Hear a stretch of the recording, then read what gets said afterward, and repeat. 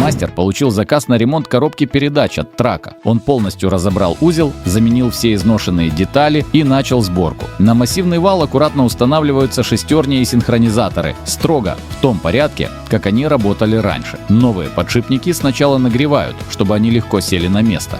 Шестерни фиксируются конусным подшипником, затем устанавливается дополнительный вал и еще один синхронизатор. Вся собранная система возвращается в корпус коробки. Сверху ставится вторая половина. Крышка закрывается, болты затягиваются с точным динамометрическим усилием. В финале добавляется редуктор и последняя крышка. Заливается масло. Коробка готова. Грузовик снова может выходить в рейс.